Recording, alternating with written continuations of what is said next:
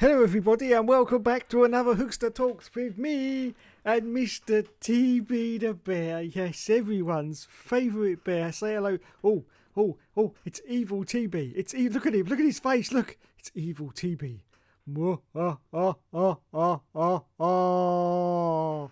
Happy TB. Evil TB. Happy TB. Evil TB. I don't know how that works either. But anyway, here he is, Mr. TB, everyone's favourite Star Trek bear, and he's still naked. Look, still naked, no clothes, and I still can't see his willy. He swears it's there, but I can't see his willy. No willy for him. I'm sure he isn't. Anyway, hello everyone. And welcome to the show. It's Thursday, which means it must be another Hookster Talks. Gotta be, innit? Gotta be. Let's put the comments over there so I can see what's going on. Know what I mean?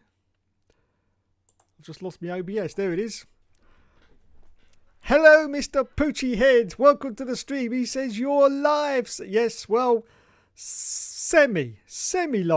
Or should I say semi-alive? Yeah, I'm sort of here. Just about, yes. Hello, Mr. Will F1 Gaming. He says F1 manager for the third year in a row will win. Have you seen my comment on that? Yes, I did. If you noticed, I liked the comment as well. So there you go. I didn't want to say anything underneath your comment, just in case I get lots of hate back from the Alva fans, you know. Oh, you don't want that. You don't want that. No. All the Alva fans having a go at me. Oi, why'd you keep taking the piss out of him in all your videos? I've just been watching all your videos. Oh God, no, I couldn't stand that. So that's why I didn't leave a comment. But I did like the comment. So if you go back and look, you'll see that one like you've got is me. It's me. Yes, it's me. So yes, the question I put at the start of the video in the thumbnail description is F1 24 versus F1 24 manager. I can't remember what it's called, but anyway, it's between those two. Which one's going to win?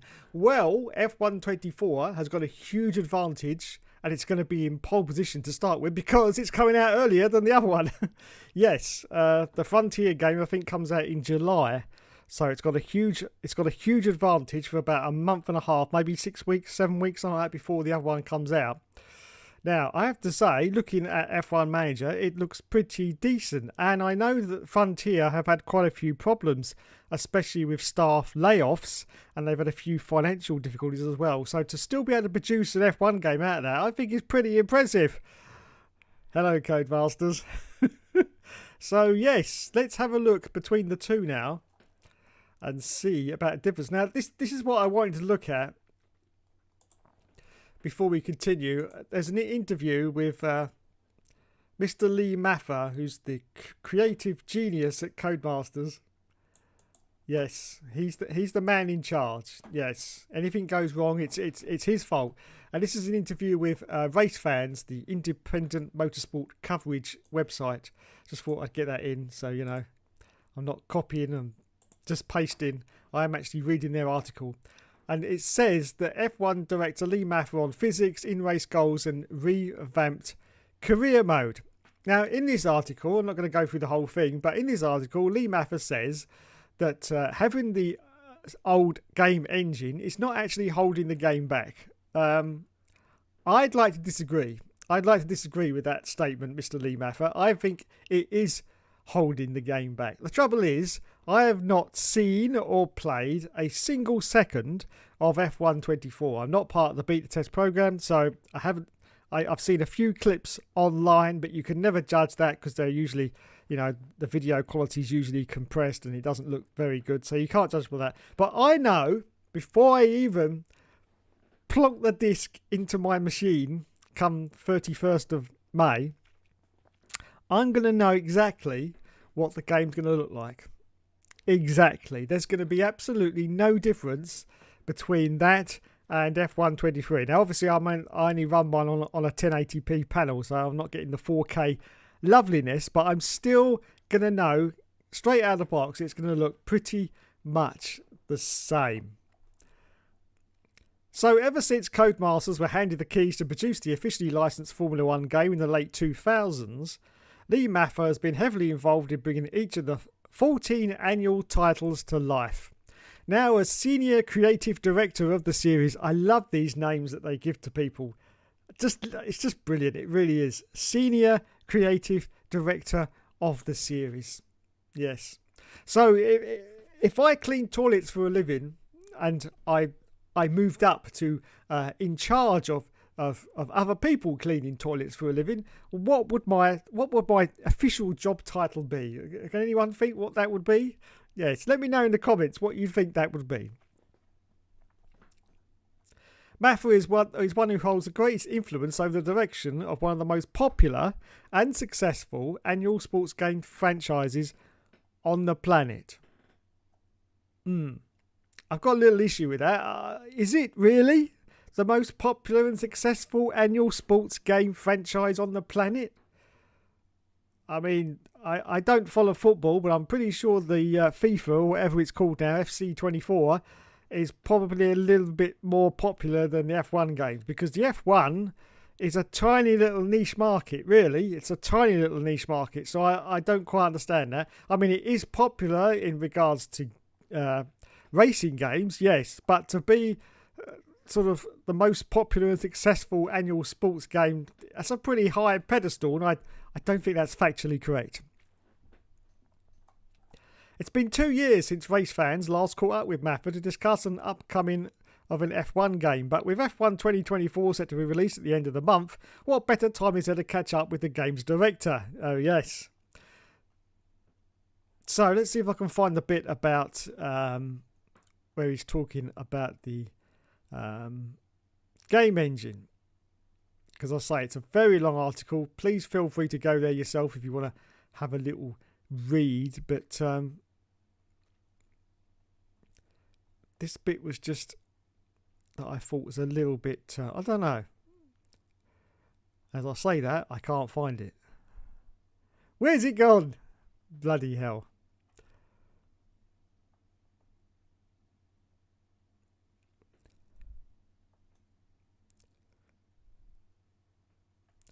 Maybe it was part 2 and I'm looking at part 1. Maybe. Okay, let's see if there's anything interesting in this part 1 then. And I'll see if I can find the next part.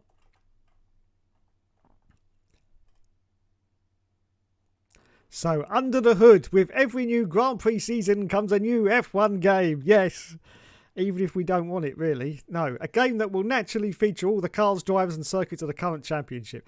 But 2024 is an unusual year where all the same drivers are racing with the same teams as last year, with the only new circuit, Shanghai, already being featured in F1 2023. So does having a season like 2024 with such little variance from the previous year make life easier or harder for Maffa and his team? It's a mixture, he says. We've had seasons before where there's been very limited change. We gain extra boost when there's significant changes in a season. But ultimately, we still try to make sure that the game differentiates itself year on year significantly, no matter what the season is doing. Oh, that bit's great. That bit's absolutely brilliant.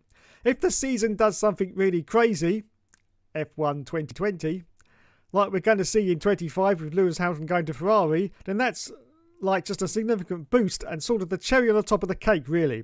We've already set out to make sure that the game the players get this year will be significantly moved on from what we did last year.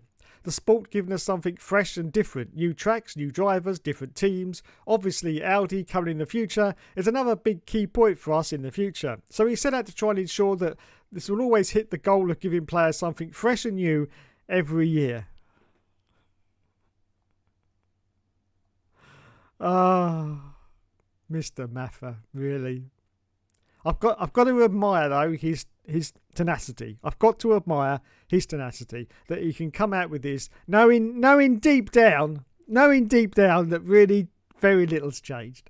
Very little has changed, but of course, you know, he is in charge of the game, and the game is a business, and the business is to make money. So obviously he's got to big it up. He can't sit there and go, well, no, it's the same as last year, really, mate. No, we just tweaked that, but that was it. Yeah, he can't say that, can he? He's got to really say, oh, we've done this, we've done that. But you know, we all know as the buying public that there's going to be very little difference between 23 and 24. even with this new handling, which I'm actually very concerned about right now, very concerned about. I'm not getting good vibes about the handling for 2024. When they start talking about, greater assistance and what, I'm just like,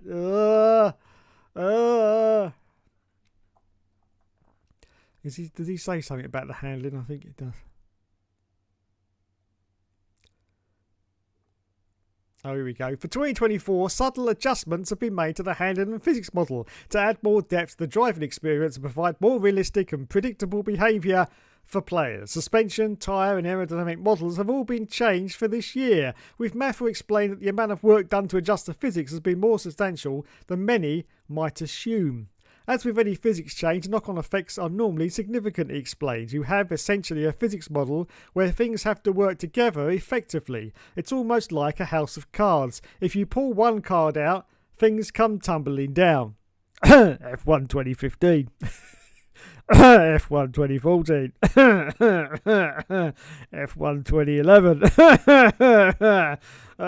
Any more for any more?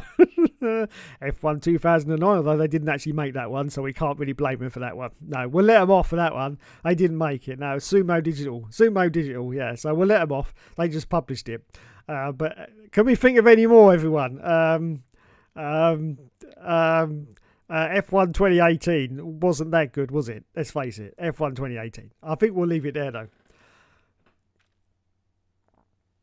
Obviously, everything's been built over the years to work together, but we wanted to make some significant changes to some key areas, and they have a big knock-on. First, it was in the suspension. Originally, our suspension worked effectively, but didn't actually model some of the more advanced properties. So we couldn't really build in things like the anti-squat and the anti-dive under braking because we really didn't have those geometry impacts on the suspension. So we're now able to model that more accurately to what we see in the real cars. This instantly gives a better feeling of attachment to the road. Oh dear. This sounds like James Allen's commentary from 2002. Yes, when all he talked about was tyre pressures. So basically the suspension's going to be a lot better this year. Yes, you're going to have proper diving suspension, which I have to say I do love, but only if you get an accurate feel of it. It doesn't feel either way too much or way too little. But I do like the way that suspension dives, especially when you brake hard. When you brake hard, the car's supposed to lurch forward like that because it does go forward on the suspension. That's how it's supposed to feel. But you never feel that in the F1 games, do you? It's just like brake, throttle, brake. There's no feeling of weight to the car. Obviously, you're just sitting there with a controller, so there wouldn't be anyway. But I would just like the feeling, and I would also like that to translate into the dual sense controller if that was possible. I don't know if it is through the haptics. That would be good if the haptics actually, if it felt like it was pulling your controller down when you braked hard into the corners. That would be great, but I'm pretty sure that's not going to happen. I'm pretty sure that's not going to happen. Yes.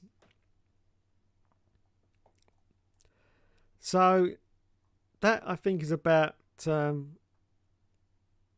it. Of course, they're doing the career mode, which you've probably seen lots of videos about the new career mode, which seems rather disappointing to me. I really can't see that much of a difference.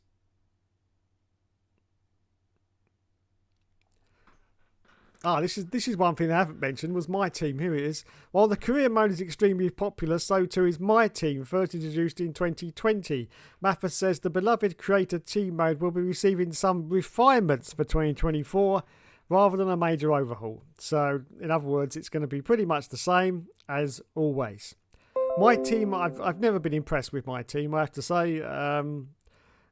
The problem I have with My Team is the fact that you're just sitting there in that car for the whole 10 seasons, and that's why I like the driver career mode, because you can go to other teams, and then once you've gone to that team, of course, they've gone down a completely different development route that you've gone down, which is great to see. And sometimes it's not how you would like the car set up, so you end up having to adapt that car to get how you like it back, which is great. But of course, in the My Team, it's just your car, and you're the one that's got to change everything that's on it, and that's why I don't like it so much. My team is just the same as the driver career.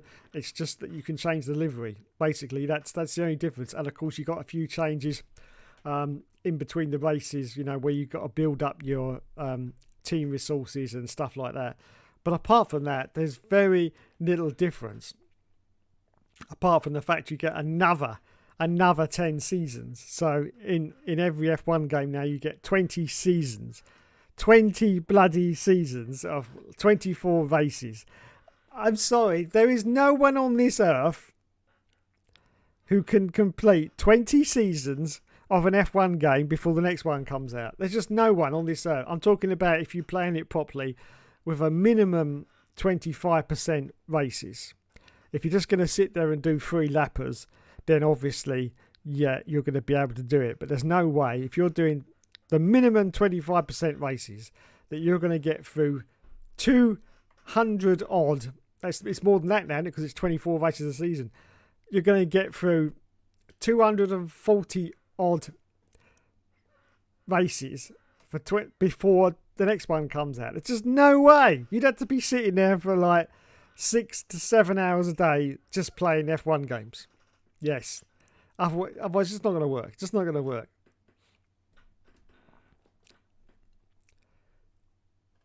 Right, let's see if I can find part 2 of this. Because maybe that was when he was talking about the handling. Because I was definitely reading about the handling. Is there a link to part 2? Doesn't look like it. Let's see if I can...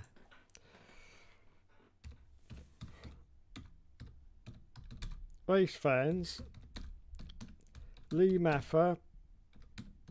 Game... engine. Here it is. Yes, I was reading the wrong one because he was talking about anti-cheat as well. That's right. Right, here we go. This is the thing I found very, very interesting. Time to leave previous gen behind. When it comes to the Discord current F1 game series, one of the hottest topics of debate involves when the franchise will leave the PlayStation 4 and Xbox One consoles behind and focus exclusively on current generation hardware and PCs. Ever since the series debuted on current consoles with F1 2021, many players have been eager for the game to move away from Codemaster's own Ego engine, used since 2015. Yes, if anyone doesn't know, the game engine that they're using now, they first developed for F1 2015. All they do every year is just tweak that engine. Now, if you go back and look at F1 2015, you will be very, very surprised at how good the quality of the graphics and everything else are in that game. Look at some of the night tracks, look at some of the wet reflections on the track, and you will look at that and go, oh my goodness. That's just, yes, there is a reason for that though, and that is because content-wise, there's very little in that game because there's no career mode, of course. So they could use the maximum amount of memory and power that they could to make that game look as good as it did. Now, it was a little bit of a showpiece game, a little bit of a showpiece to show everyone, you know, how good it could look. But ever since afterwards, especially with 2016, if you look at 2016, they had to downgrade everything because they had to get a career mode in there as well. And all of that uses lots of memory and what have you.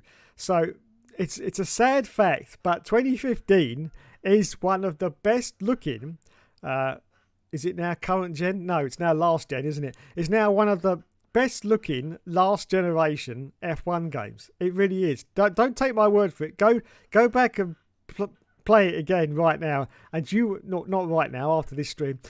Go back and play it again, and you will see how bloody gorgeous that game really is.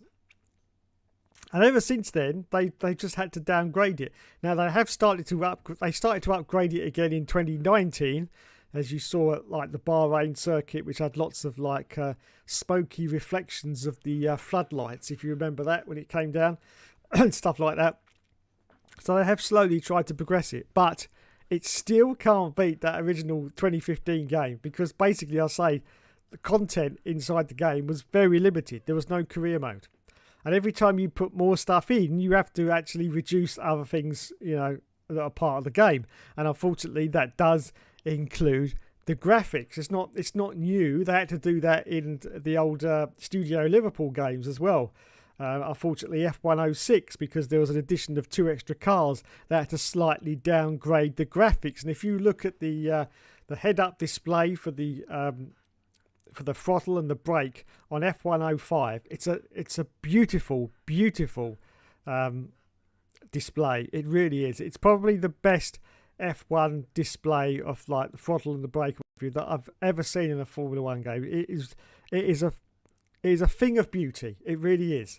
But unfortunately, because they had to put 2 more cars in for F1 2006, I think actually 6 more cars, wasn't it? Yeah, because of the extra teams that came into that year, they had to downgrade some of the graphics. And one of the things they downgraded was that beautiful HUD display, which always sat in the right hand corner of F105, and it was one of the best things about that game was the HUD display. But they had to downgrade it because they couldn't manage to fit it all in. And if you look at the HUD display on F106, I'm talking about the PS2 version, not the Championship Edition on PS3, because of course, once again, they could use all the graphical power of the next gen system to make it look gorgeous, and it does look gorgeous on F1 Championship Edition. But on the PS2 version, they had to downgrade the HUD, and the HUD looks absolutely horrible compared to F105. It's really it's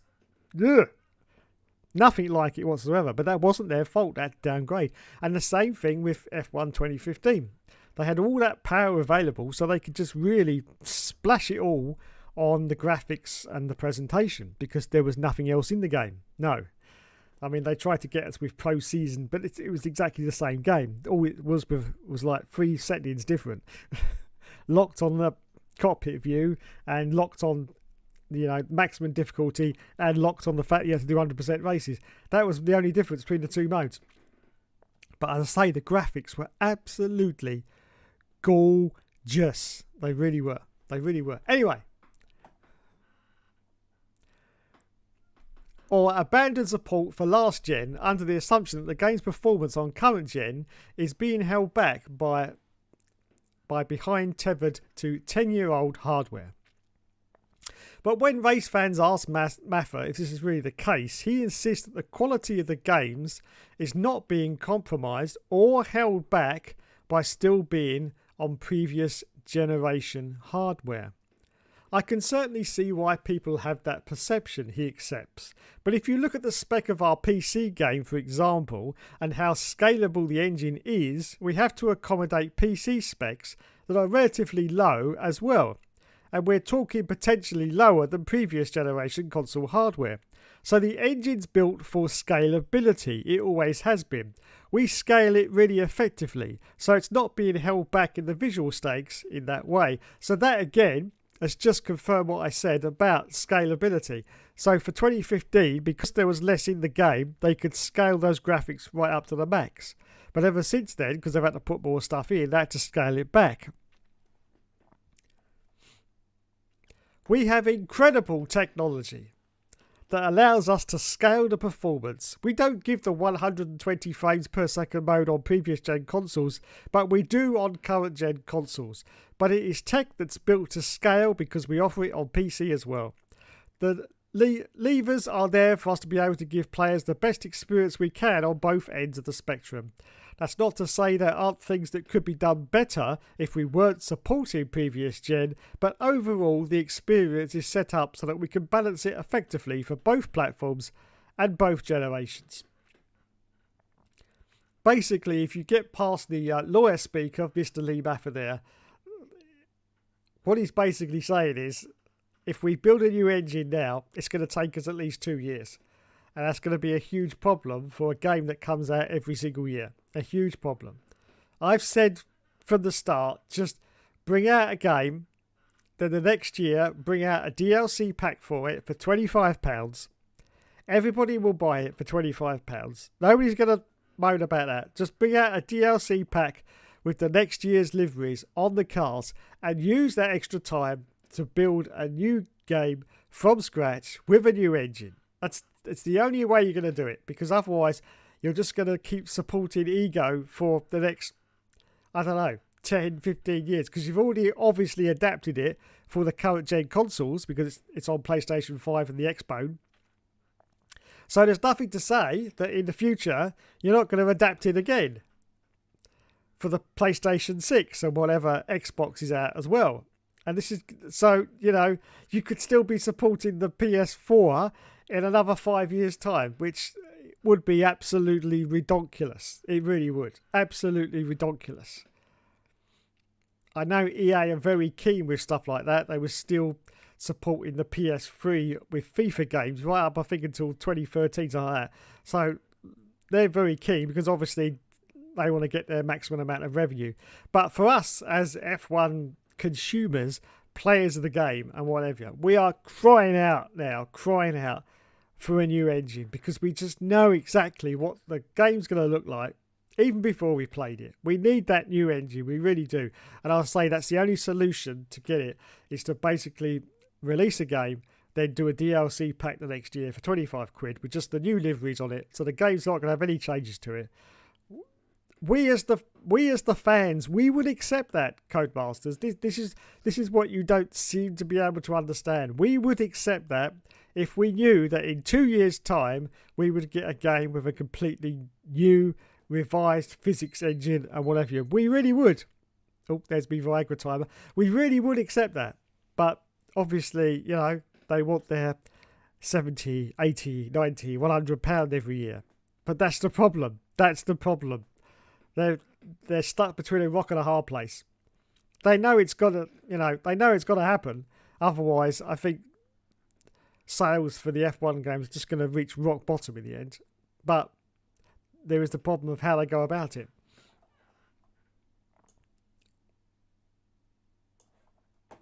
The 2020 edition of the official F1 game was a major milestone in the series, with many players suggesting that it was perhaps the peak of the franchise. I would agree. With satisfying car handling thanks to the extreme grip offered by the cars of that season, F1 2020 was also the debut of My Team mode that remains one of the most popular today. And I still don't know why. But it was also the first game to introduce the diversive Podium Pass feature. Like so many other Battle Pass systems in all the most popular live service games from Call of Duty to Fortnite. Oh god. The Podium Pass gives players rewards for consistent play, originally in the form of cosmetic changes like car liveries, helmet or driver suit designs. However, with the introduction of the F1 World mode in last year's game, a lot of players were disappointed to find the Podium Pass had become increasingly focused on unlocking items for performance in F1 World rather than customisable designs that they could use in Career, My Team or online. The Podium Pass, says Lee Mather, and the content for F1 World will have a significant rebalancing. Well, I'll tell you what kind of rebalancing it needs, Lee Mather. It needs throwing the bin, because no one on this planet who's an F1 fan has any interest in F1 World. No. It's completely unnecessary. We don't need it. It's the same as having the sofas in the game and the decor for your house or wherever it is. It's an unnecessary distraction. We don't need it. Just throw it in the bin. Throw it in the bin. Oh my god. Anyway, I better get to the comments, otherwise I'm going to be rattling away like anything.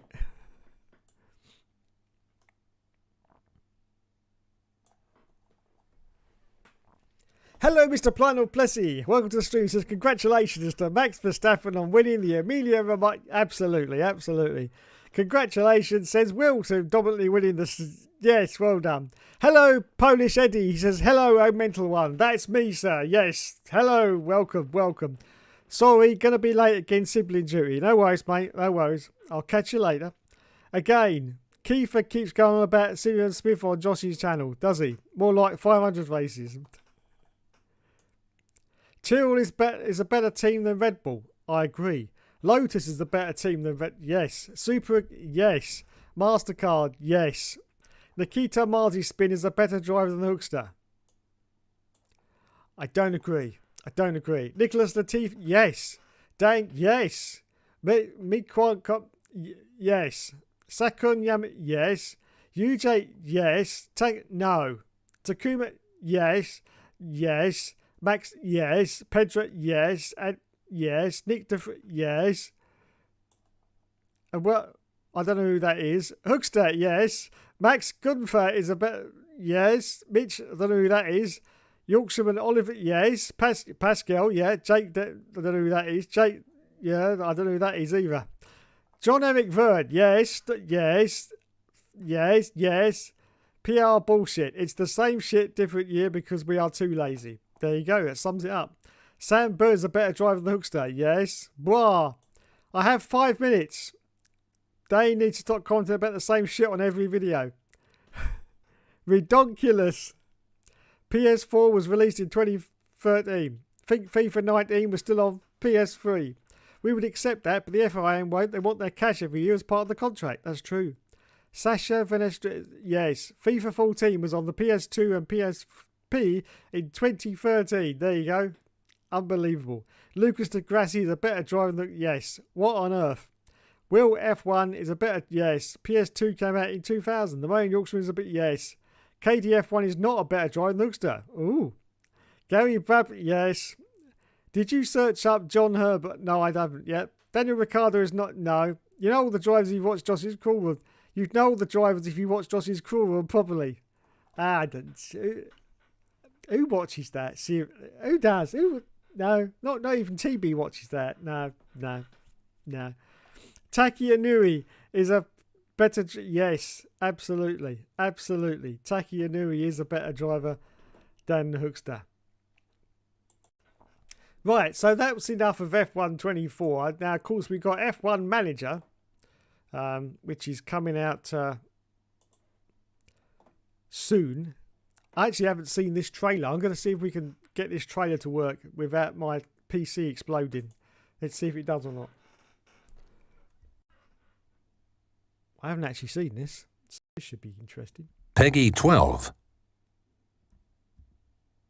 Welcome to F1 Manager 2024. A new Formula One season is underway, and this year's game is the most feature-rich experience to date. For the first time in the series, line up on the grid as a new 11th team with Create a Team mode. Choose from a range of origins or forge your own path and tailor your starting finances, facilities, performance and staff. Hire the seasoned veterans of F1, invest in the stars of the future, or choose from newly generated drivers and staff.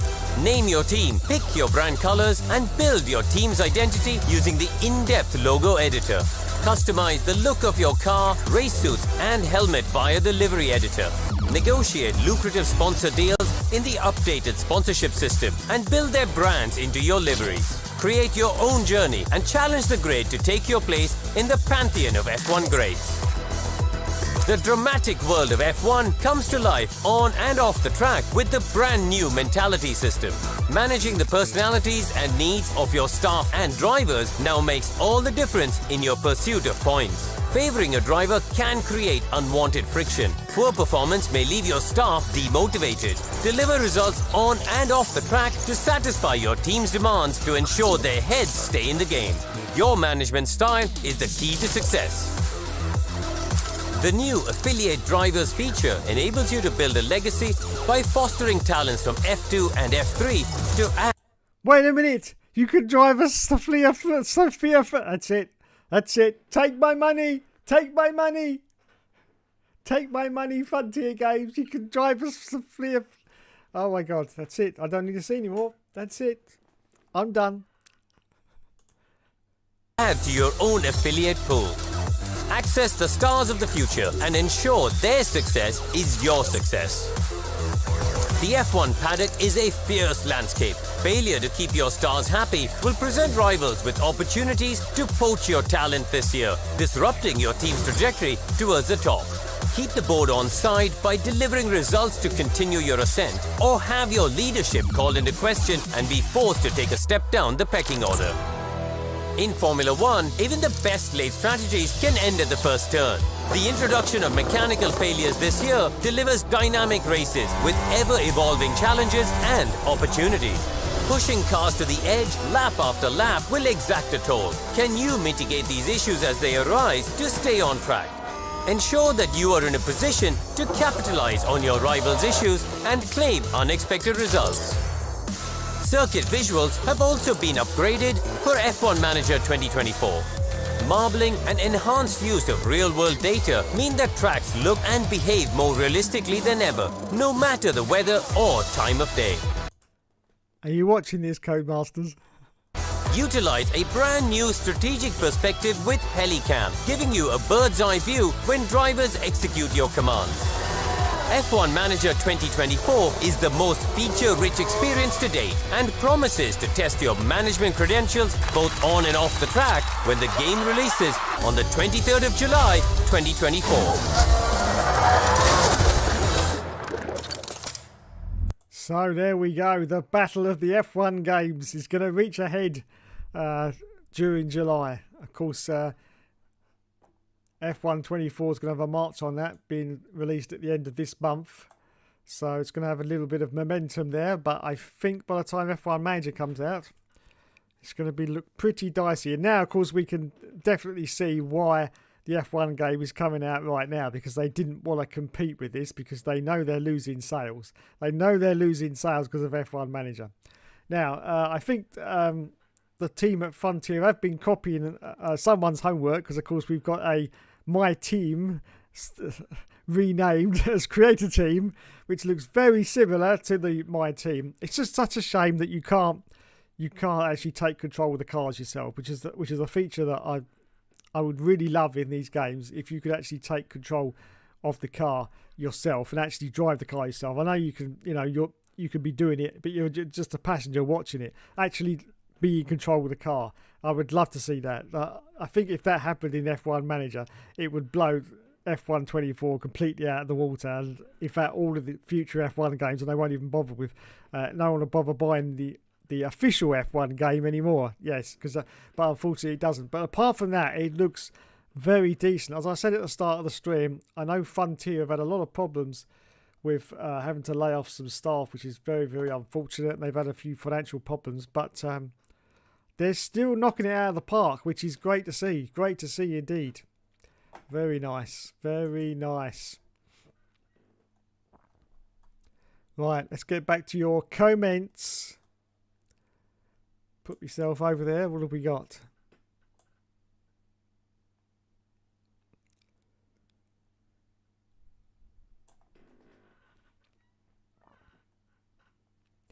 Taki Inui is a better driver. Yes, I agree. Jess McFadden is... Look, Will, you don't have to say it 3 times, mate. You don't have to say it 3 times. I got it the first time, but that is not factually correct. She's not a better driver than the Hookster. That reminds me, I need to play F1 98 now that I'm able to do so. Reasons I will not say. Interesting.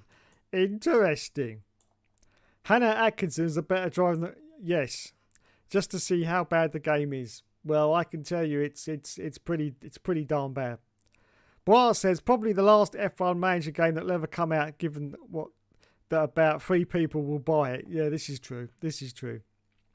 It's basically My Team 1.5. Lazy. You can tell Frontier are short of cash. I like F1 Manager more than the EA games, to be honest. There you go. Different opinion there from Will. Needs real sponsors like EA's F1 Manager game. It'll be a shame if they scrapped it, to be honest. I thought they scrapped F1 Manager because the last game didn't do well. I did think that they'd scrapped it as well, but obviously not. I know they've had a lot of financial problems. As I say, they've had to lay off quite a few members of staff, unfortunately, which doesn't always go well. But they're still knocking them out, so we will see. You could have Sophia last year as well. Moving on. P.S. Luton Rules is a better... Yes. It would have my money, says Helium Trophy. Hello, sir. Welcome to the street. He says, it would have my money. There you go. Bianca Bustamante is a better driver than Hookster. Yes, I agree. people can say what they want, but I generally like the F1 Manager games. Well, there you go. There you go, Will. Thanks for putting that out there on the platform. There you go. To everyone who hates them, he actually likes them. I did like the first one. I didn't buy this. I bought the first one, which was that 22, F1 22. I think so. The only thing that I was upset about that is how easy it was. Not easy, but in the fact that if you just picked a big team like a Mercedes or Ferrari, it was easy. And I thought if you picked the lower teams, it was a lot too hard. So there wasn't a fine balance. So that's why I didn't bother getting the next game, unfortunately. Neither game will exist come 2027. Yes, I quite agree. I don't see, the F1 games, the official one, I can't see it lasting much long. But then, FIFA's still going, even though it's called FC24 now. It's still going. So, as long as they've got a user base that's going to make them break more than even with the game, so they're going to make some money out of it, they're still going to make them. Doesn't matter how bad they are or how low it is that people buy it, they're still going to make them, aren't they? That's the problem. I hate EA, says Will F1 Gaming. There you go. That's to you, EA. Will hates you. Scott Dixon is a bit of... Yes. Will Power... Yes.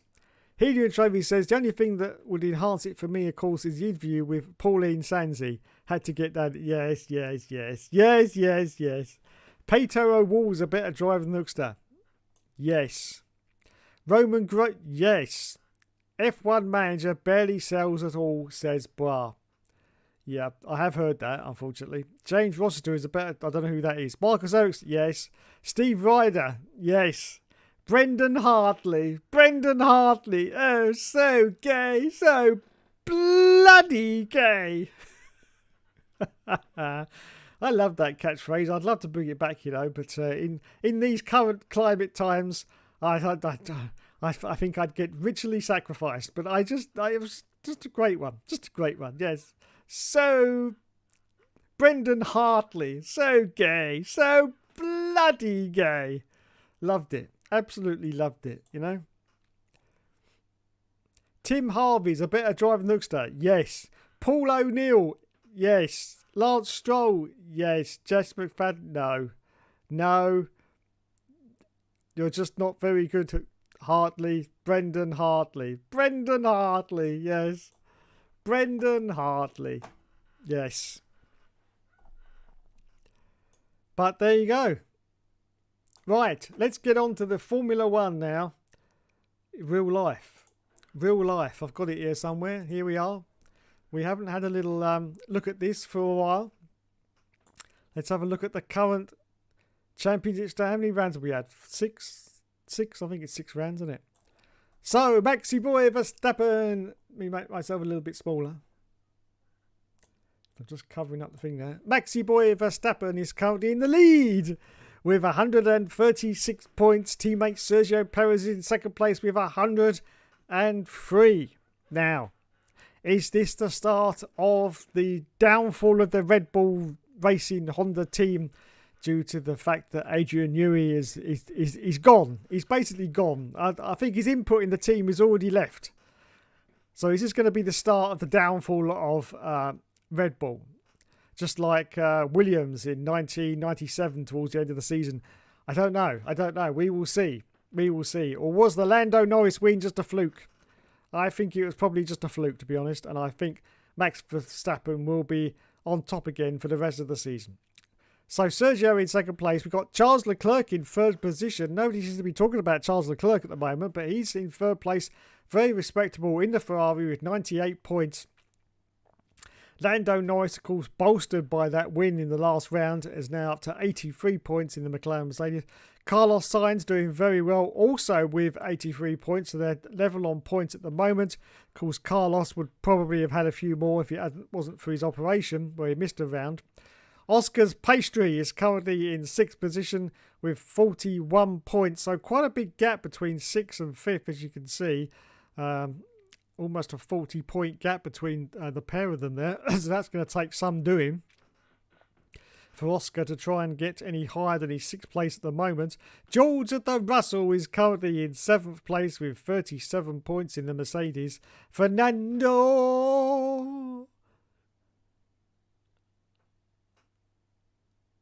Alonso is currently in 8th position with 33 points in, of course, the Aston Martin. He's really dragging that car to performances that it really shouldn't have. Apart from the fact that Lance Stroll's in the other car. But even then, that car really shouldn't have that performance. But Fernando's just dragging it, and he's doing bloody well. 33 points for the old man. And talking about old men, here's Lulu.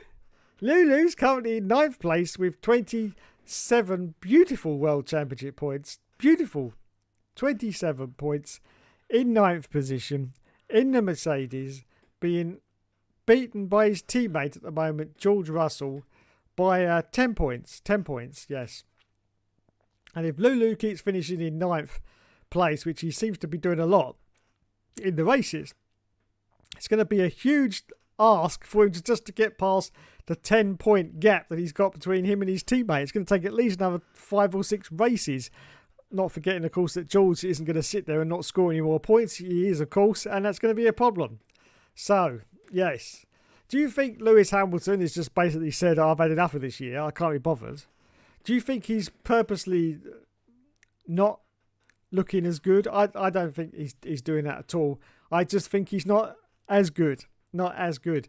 And as I've said this before, when he goes to Ferrari, I don't think he's going to do anything at all in that team. I really don't.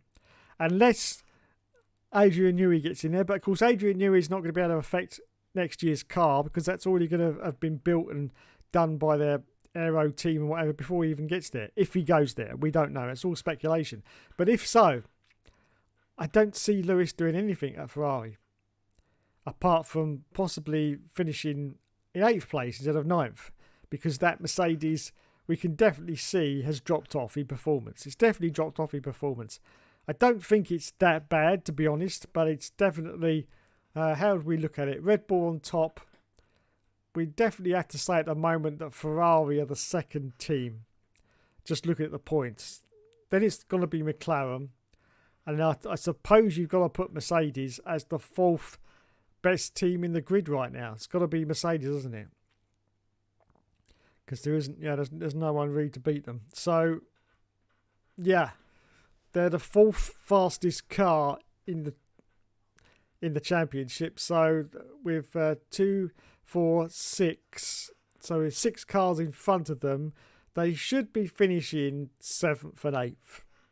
And unfortunately, they're not doing that because Fernando Alonso is doing a good job, mostly at beating Lewis Hamilton. So yeah, it's a little bit of a problem, But I still say when he goes to Ferrari next year, I just don't see a huge surge of performance from Lewis that's going to put him up in the top 1 or 2, 3 or 4 places. I don't see it. I really don't. It's going to be a very interesting season next year. I'm very excited to see him in his first race, wherever that's going to be. I'm excited, but I also know what the result's going to be, and I'm pretty sure it's going to be the same as what he's doing at Mercedes. Anyway, in 10th position, we've got little Yuki Tsunoda. Yes, in the Red Bull, he's got 14 lovely World Championship points at the moment. 14 points. Well done to Yuki Tsunoda.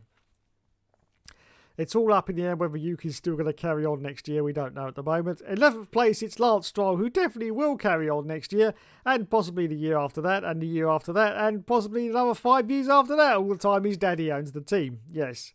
He's not going to go anywhere. He might bring up rumours about, I'm off to play tennis because I can't be bothered with this anymore. But I don't think he will. Because once he leaves Formula One, he won't come back. And he won't, because no one else is going to employ him. Let's be reasonable about this. No other F1 team is going to employ him apart from his dad. So once he goes, he's gone for good. He can't do a Fernando Alonso, disappear for a couple of years and then come back again because no one's going to employ him. The only person that might employ him after a couple of years break would be like Williams, someone like that. They'd be the only ones that would employ him. No one else is going to touch him. So basically he needs to stay in Formula One as long as he can. And as I say, as long as Daddy's there, I can't see any reason why he'd want to leave, why he would get pushed out. But anyway, he's got 9 points. Fantastic.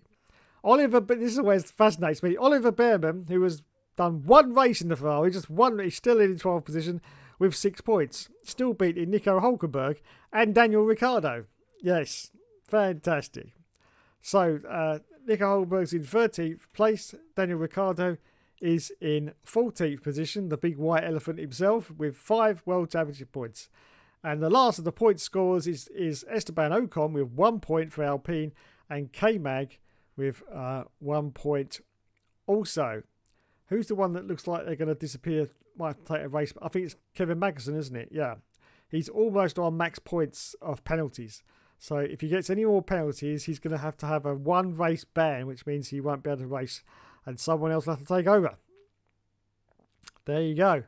And so the non-points finishes still at the moment is Alexander Albon, Guan Yu Zhou, Pierre Gasly. I'm very surprised about Pierre Gasly not scoring a single point yet, even though we know that Alpine is pretty atrocious. But yeah, no points for Pierre Gasly. No points for Valtteri Bottas, which I think is completely predictable because Valtteri's just a paid driver now. He really is. He's just taking the money and running with it because he's got no interest in increasing any of his performances. He just wants to take the money and go. It's such a shame, but that's what he's decided to do. And of course, we got Logan Sargent in 21st position with no points as well. Logan Sargent, once again, is a driver who is teetering on the edge of maybe getting kicked out of Formula One. We don't know. He may get replaced, in fact, very quickly. We don't know yet. It's all speculation, as it always is in Formula One. Until it actually happens, we don't know. We don't know. But that's the points on the board at the moment. So we are going this weekend to IMOLA, a beloved racetrack. I do like the Imola circuit. Here it is. Emilia Romagna, 17th to the 19th of May. So, no sprint racing. That's great. Practice, 3 practices, qualifying a race. You know, like they used to do in the old days. In the old days, yes. Oh, is that it? Oh. Is that it? Anything about the actual circuit? It's, oh, here we go. Circuit. Here it is over here. Circuit stats. Here we go. First Grand Prix was 1980. 63 laps. Race distance 309 kilometres. Circuit length 4.9. Lap record of 1 minute 15. When was the track built? 1950. Wow. 1963 was the first race. What's the circuit like? It's nice. I like the Imola circuit. I really do. Oh yes, and Sebastian Vettel's going to be driving Senna's McLaren at the Emilia Romagna Grand Prix weekend. Well done to Sebastian Vettel. Yes, well done indeed. So, why is there no... we didn't do it last year, did we? No? Okay, who won the 22? Who won the 22? It was Max Verstappen. Max Verstappen. He won the race in an hour and a half, just over. And Checo finished in second place, I do believe. Yes, Lando Norris was third. Wow, so this could be a good track for Lando. George Russell's in fourth. Where was Lulu? Lewis Hamilton was 13th in... Oh, something must have happened. It's not me, it's the car. Yeah, something must have happened to the car for him to be in 13th place. So there you go, wowzers. Race result, there you go. The start of the Red Bull dominance, of course, after 2021. Yes. Any names there that are no longer in Formula One?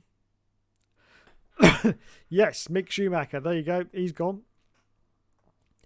He got 17th in 2022. Any more that have disappeared? No, look at that. Everyone else is still in Formula One at them. Oh, so apart from Sebastian Vettel, of course. Yes, forgot about him in the Aston Martin. He finished in 8th place and got 4 points in 2022. Well done. Well done, Sebastian Vettel. Well done. Oh, and of course, Nicholas Latifi. Yes, Nicholas Latifi. He's gone. He's gone. And Daniel Ricciardo went and then came back again. But there you go. So that is the Romania Grand Prix. It's 14 hours and 18 minutes away, apparently, which I presume would be the start of the first practice session. And yes, there we go. Let's go to the comments and see what we're doing. Hartley.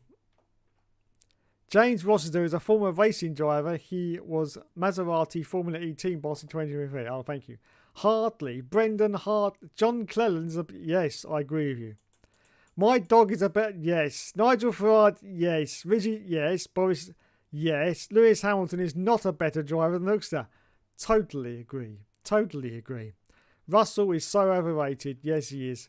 Hamilton is done as a top driver. Yes. F1 24 should bring back the classic cars. Yeah, I agree with you. It should bring back the classic cars because, as you probably already know, Nigel Mansell is a team icon. You can play with him in the driver career mode. But it's such a wasted opportunity because you're going to have to drive in one of the 2024 cars.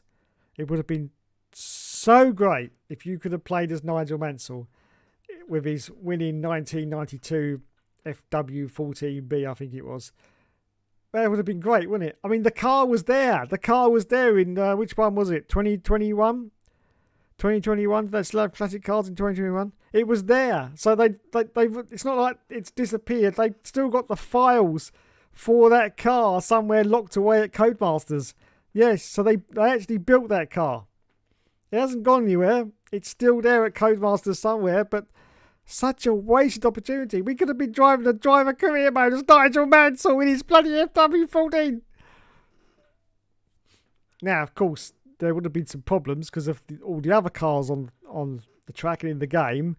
They obviously he couldn't be driving that car against the modern cars because he'd have got smoked every single race, and you know the career mode would have been a little bit boring. I understand that, but I don't know. Just the chance of Codemasters, you blew it. You blew it. Classic cars that must be included are the HRT from 2011. Absolutely agreed. Yes. The Spiker from 2007. Yes. Pacific Grand Prix. Yes. And the highly successful Life F1 car from 1990. I totally agree. The stats of all these teams are worthy enough to be classic cars. Yes, they certainly are. Don't forget the unrestricted 1995 40. The fastest car ever made. I know. A lot of people will look at that statement and thinking, "What? What are you insane? The 40 wasn't the fastest car." It was, but unfortunately, they had to restrict it. Yes, because it was the fastest car. It would have won a championship straight out. Would have won a championship, but they had to restrict it. Yes, they had to restrict it because it was just too fast. 2012 HRT as well. They only had one top 16 finish all season. Car for Kine, 15th at Monaco as everyone else retired. No David Croft on commentary this weekend. I did hear about that. Unfortunately, I don't get him any weekend, so it doesn't affect me. Hamilton was just terrible in Imola 2022. Yeah, 13th finish. It looks like he was. Don't forget the 1992 Andrea Moda that won 15 championships in that season alone. Made Mansell lose his moustache out of shame and embarrassment. I know. Bloody good bloke. Bloody good bloke. Bloody good bloke. Latifi as well. Yes. Ricciardo in his average position in 2022. Yes. You would know who James Foster is if you watch the 2020... I don't watch those. Who watches them? Do you watch them? Do you watch... I don't. Nobody watches them. No. What I do is I click on the video... And it goes, "Hi guys, welcome to this wonderful ranty room for all things Formula One, or all things Formula E." As soon as that bit's finished, I immediately press on the comments, leave some stupid comment, whatever, I can't remember. Oh, congratulations for Max Verstappen, something like that, you know. And I'm gone, and then I'm gone. Seriously, I'm gone. I'm gone. I never return.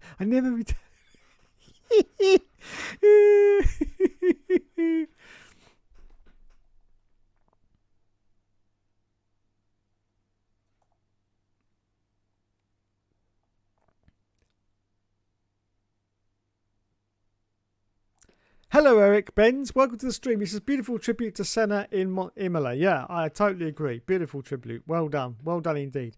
F1 2020. Good luck getting licensing for a 1992 career mode from the FOM. I know I'm dreaming, but I live in hopes. But it just would have been such a good thing, wouldn't it? Really would.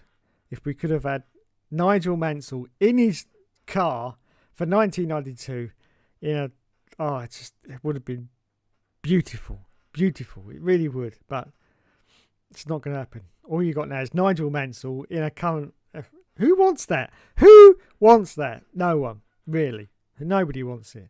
I mean, you're not even going to... You're only going to see him in like the cutscenes on the podium anyway. And that's it. You never... I mean, because they're in the car. You can't see him in the car, can you? So you're not even going to see... So it's not even anything really special, is it, that Nigel Mansell's in it? None of these team icons, really. Because I'll say you don't see them. Just in the cutscene, so it doesn't really make any difference. It could be anyone in the car, but it just would have been glorious to have had that 92. Oh my god!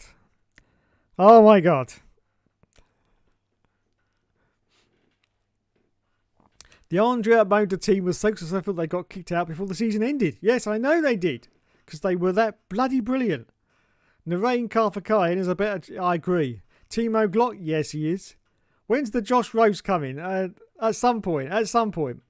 Jerome D'Ambrosio is a better driver than Hookster. Yes. Marcus Wink. Yes. Bruno Genk. Yes.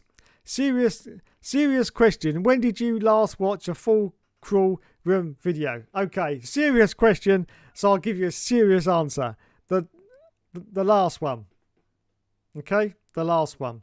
Because I'll tell you what I actually do. I'm only joking about. I never watched them. What I do is, because he usually releases them on a Tuesday, which is when I'm starting on the all seasons.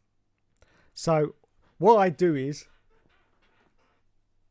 let me just demonstrate.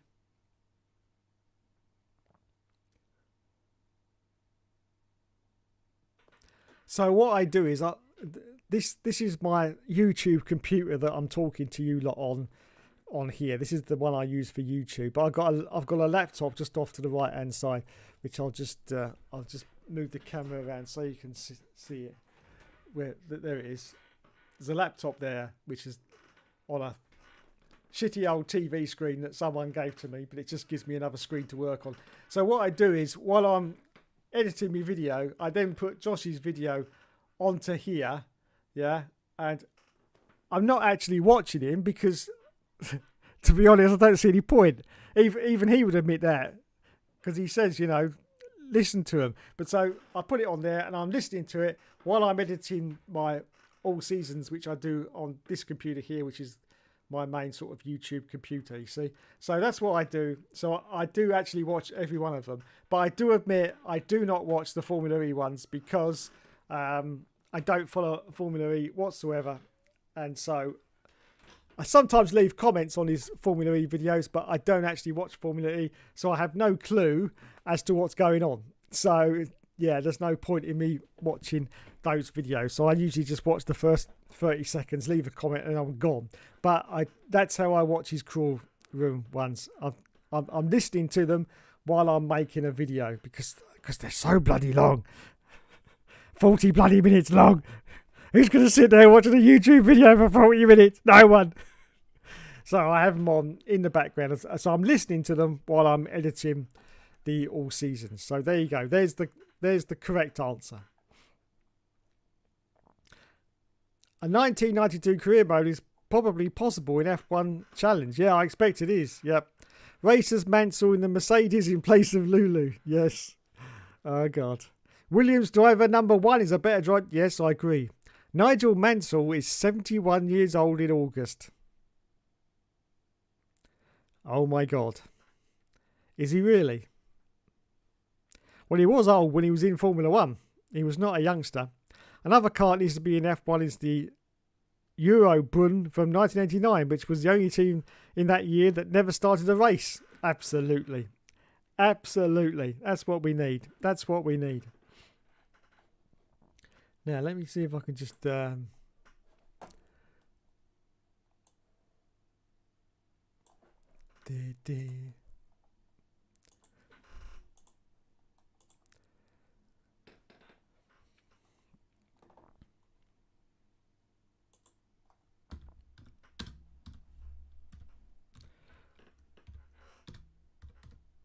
if I can find something here. Just typing it in.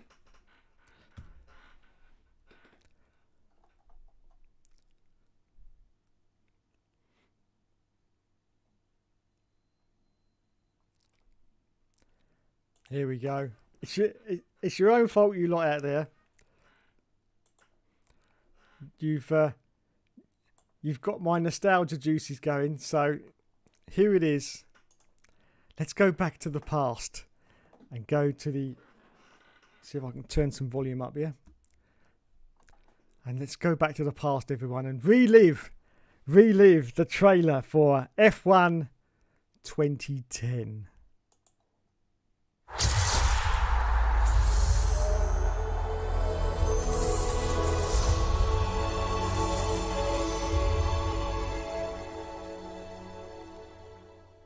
Move it, guys.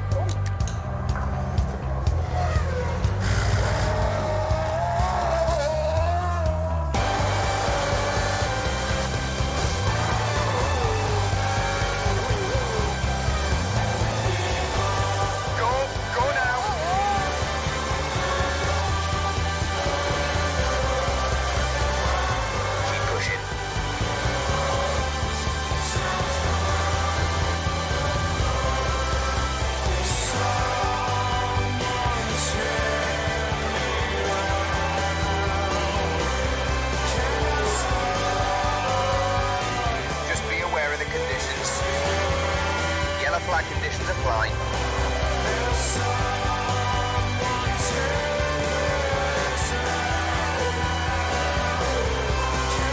Brilliant overtaking maneuver. Just brilliant.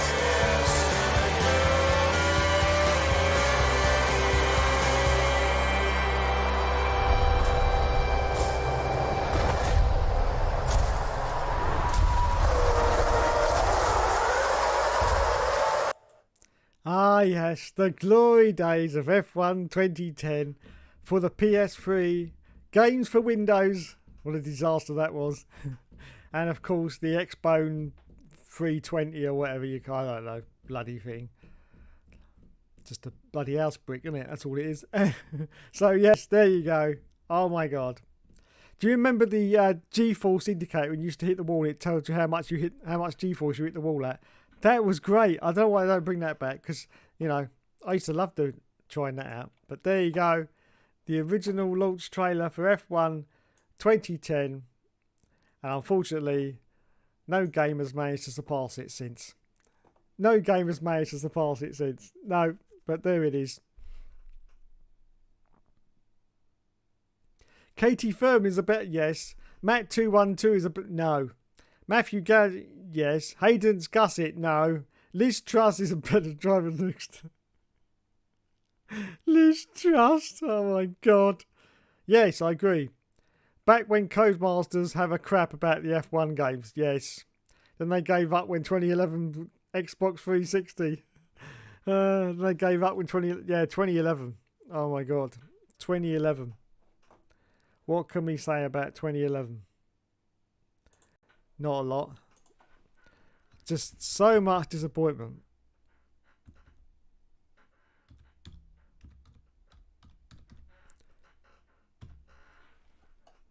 See if we got it. Here it is. 2011. La la la la la la la la la. Here we are, 2011.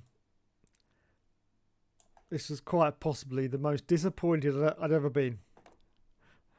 Quite possibly.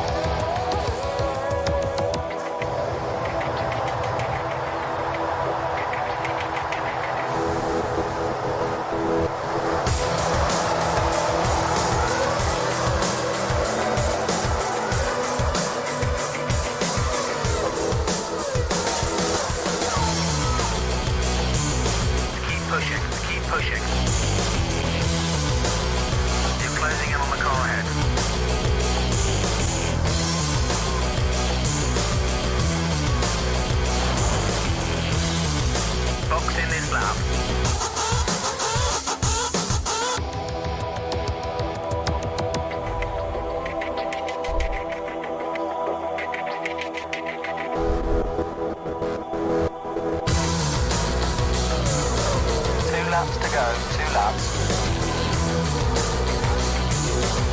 Brilliant, well done.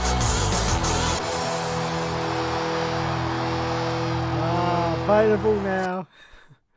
Oops, I've missed that bit. Go back a second.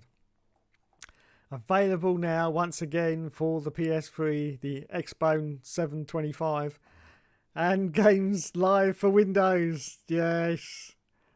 Available now for pre-order. Look at this. They were still doing pre-orders back then. They were. Those cheeky little Codemasters. Rabbits.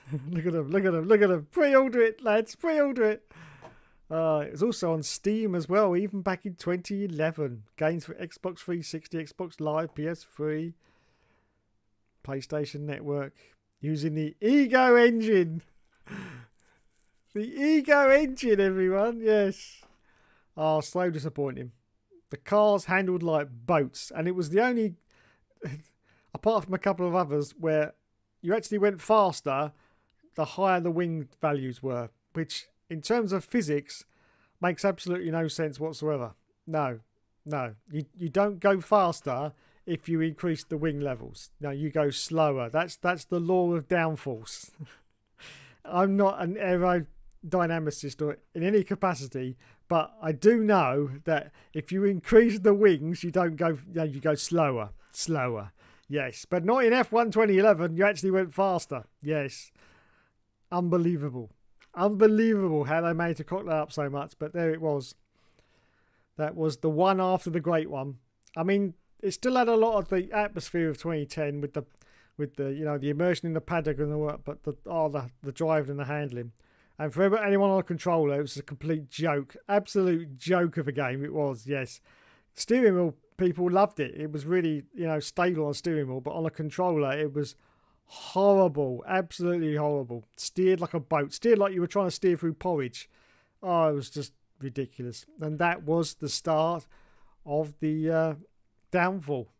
As I've said in previous videos, I'm not going to go over it all now, otherwise Will will start moaning at me.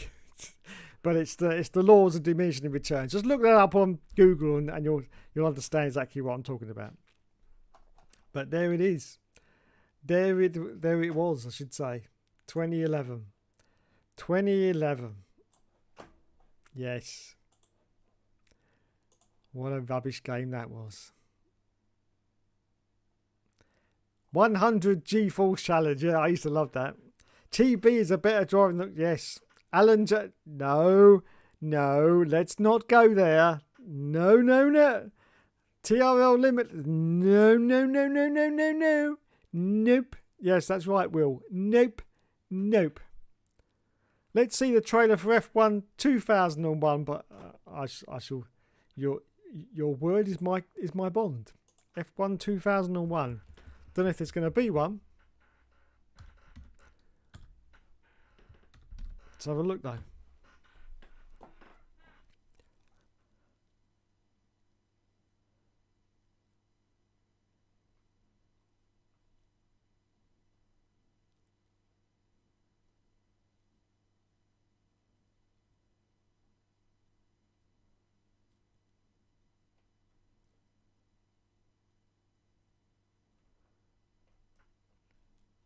No, unfortunately, of course, you're going back to when they didn't even do trailers. There is no... It's not on YouTube anyway. There is no trailer for F1 2001. All there is the intro, which I shall play for you. Since we got past the advert,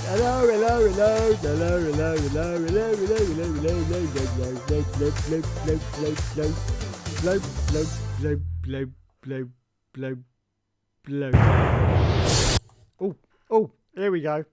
But I say there's no trailer, at least not on YouTube. There's probably a trailer somewhere, but not on the tubies. But here it is, yes. Everyone's favourite game from EA Sports. It's in the game.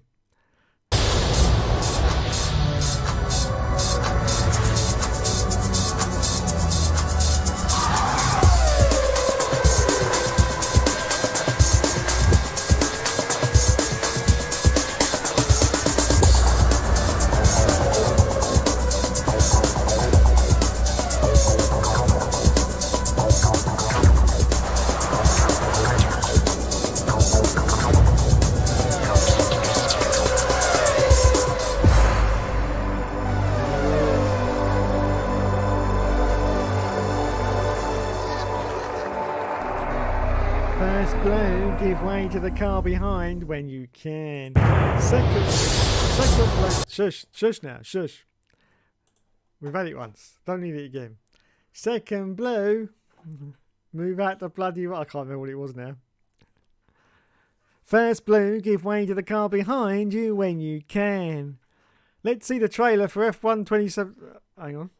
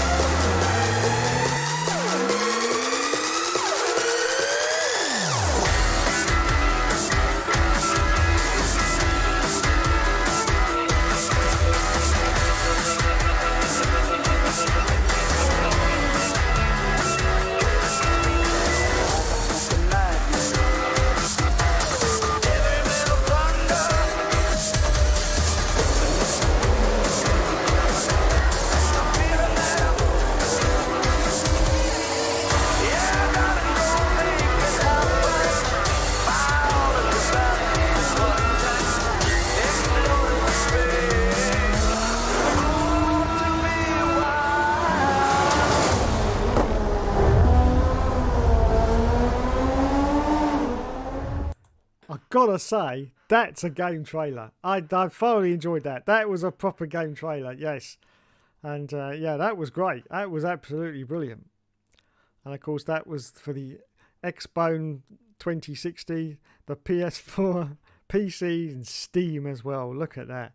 But yes, that was definitely the start of a renaissance period. A lot of people bought F1 2017 because of all the expansion they did, like the career mode with the 115 parts. Of course, you didn't have that in 2016. It was like a basic tier of parts. I think it only amounted to about 30 or 35 parts in here. I think it was a tier system, wasn't it? It was like 1, 2, 3, 4. I think it was 6 in a row, 6, 12, 18, 24. No more than 50 parts that you could adjust on your car. But this had 115. It had the tree of development parts. This is what I always loved, was that development tree that they got rid of, and I don't know what they did, because I can't stand the latest. I can't stand that half of it's hidden. You can't see. No, Codemasters, no! What are you doing? What are you doing? But yeah, that was great. That was a thoroughly good trailer. That was F1 2017. Absolutely brilliant. And of course, the first year with the bigger cars, with the wider tyres, of course, after 2016, with those really skinny tyres, we had the wider tyres. Unfortunately for us controller users, we had a huge problem at Monaco because you couldn't turn it around the Lowe's hairpin because they hadn't quite got the steering adjustment right from Codemasters. I don't think they quite realised that the steering was going to be different because of the wider tyres.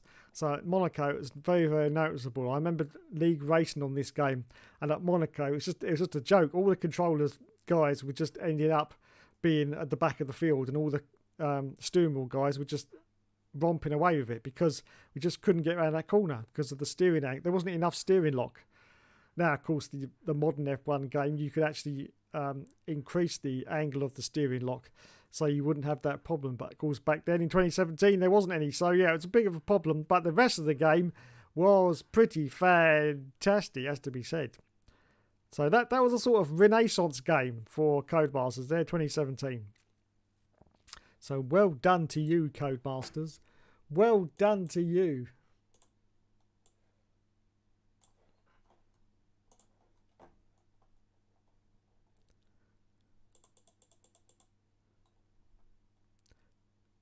Put on Josh's video of him smashing up F1 2017.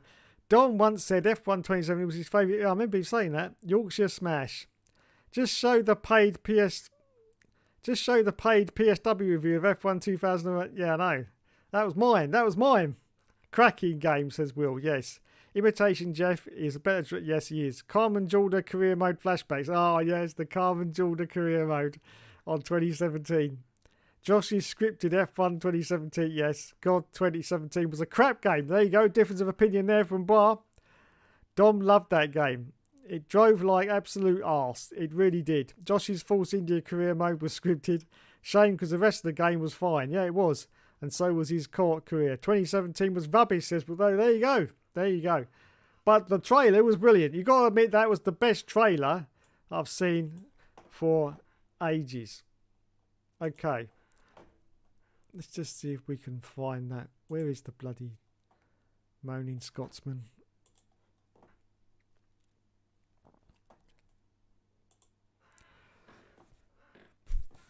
Let's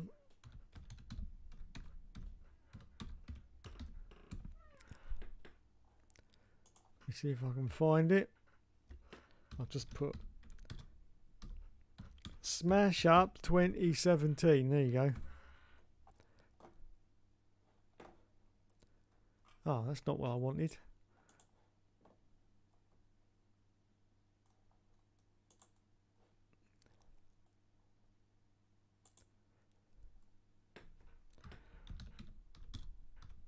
Smash Up 2017. No, it's not there. It's not there, lads. It's not there. I've got the Moaning Scotsman's channel here. Smash Up. Let's just put in F1 2017 then.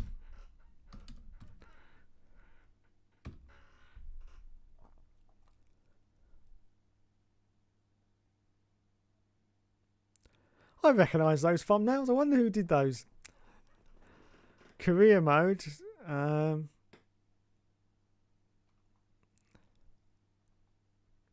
there it is.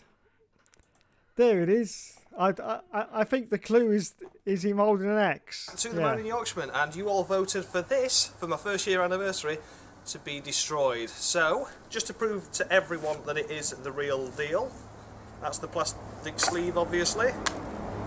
There's the code, so if anyone can use that code, because I've never used it, and that is obviously the actual disc of F1 2017. I just want to say, when Josh did this, Joe, who viewers of the channel will know is the leader of the Elite Racing League, he absolutely lost it when this game was smashed to pieces. He was not happy whatsoever. So put it all back in nicely together, and the tool I've chosen is an axe. So yeah, are you ready to see it, Mum? I'm sorry, let's just rewind that bit a minute.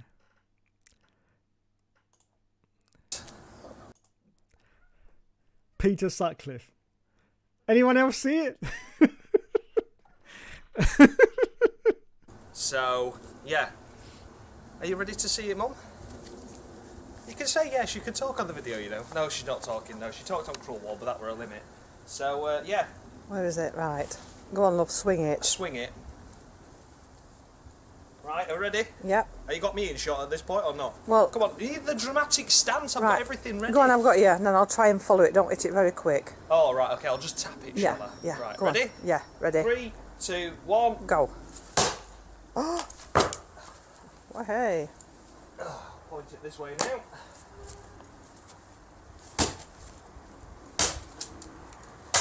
I haven't got safety glasses on. I bet it's still in one piece when you've done. No, it definitely isn't. Shall I just zoom in on it? I mean, is that... Do you just want to have a look at that and just prove to everyone that that's how dead it is? dead, I think. I mean, that's the bit of the disc there, so Yeah. yeah. I would say dead. Do you think that'll play better now? I think it might play better, yeah. I think I fixed it. Yeah. That is the update of 1.1. That's the 1.1 update, everyone. Oh, you still got like a little circle. I'd keep that. I'd keep that, yeah, Yeah. for a memento. So yeah. So there you go, Codemasters. Another satisfied customer. There we go. Right, bloody hell. How long have I been? 1 hour 30. It's time for the quiz, everyone, to finish off the show.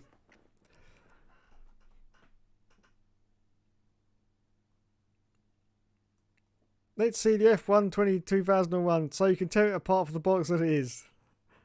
Her mum encouraging his son to waste 50 quid. I know. He was angry, was Joe. Yeah, he was. Josh has said the game was given to him via Oversteer Network.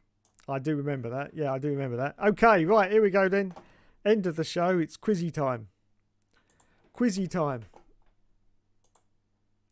Here we are.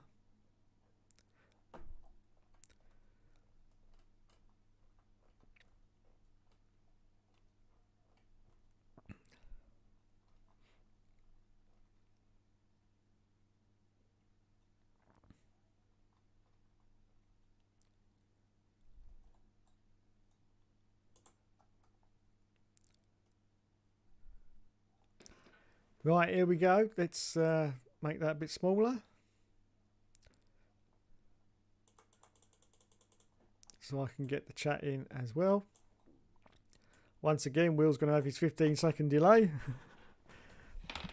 Let's write down at least 2 people that will be playing, which of course will be Will and Bois. Anyone else who wants to join in, please feel free to. I'll just add your name at the end. Okay, we'll do about 10 questions as usual as a finish off for the show. Right, question number 1. Let's add the 2001. I'll do it after the quiz. I'll add that as my lead out to the end of the show. Right, question number 1.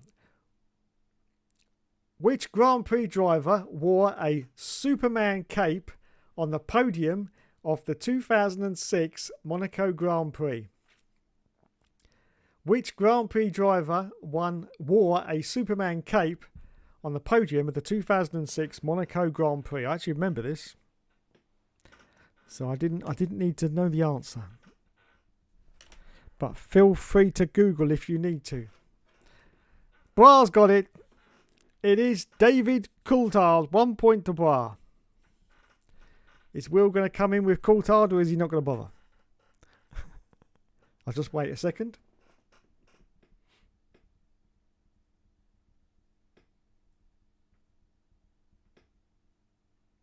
No, Will's not going to bother.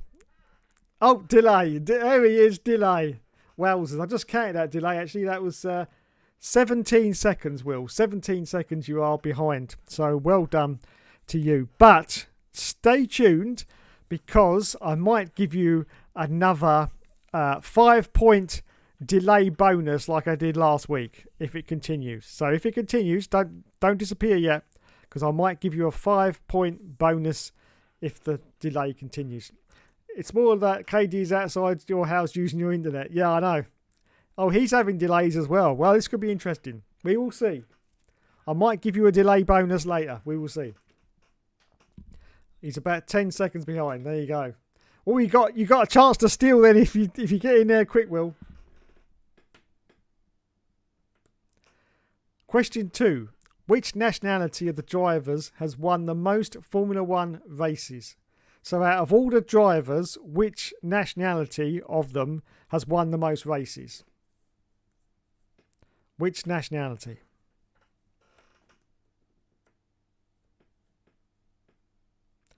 British, says Bois. That's not the correct answer. Will, you got a chance to steal. Get in there, Will. You got a chance to steal. It's not correct. But a good guess. Good guess. I would have said it myself. Great Britain. No, that's still British. He's not delayed. Germany. That's good, but it's not the correct answer. Come on, Will. You can get in there and steal. You can steal it. Italy. No, not Germany. No. German. No. Not the correct answer. Bra's got it. It's France. Well done. It's France. I was very surprised at that. But if you look back at the names, there's a lot of French names. There has been a lot of French names in Formula One. Not of French names. So there you go. Question number 3. Which privateer F1 team of the 1970s sported a teddy bear logo and was based in the stables of a country house? I will say that again because there was quite a lot to digest. Which privateer F1 team of the 1970s sported a teddy bear... I didn't need to ask it again. Yes, you are correct, Bar. It's Hesketh Racing. So that's 3 for you.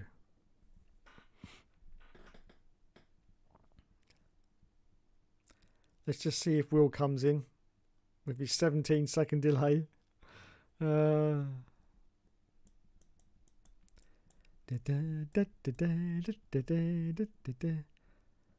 answer is wrong. Which one? What the Hesketh one? Are you sure, Will? Don't ask me. I don't make up the questions, so I can't tell you. Just think of Schumacher and Vettel for Germany. Oh, you're talking about the one before, about the nationality. Okay. Well, as I've said before, some of these questions might be slightly out of date.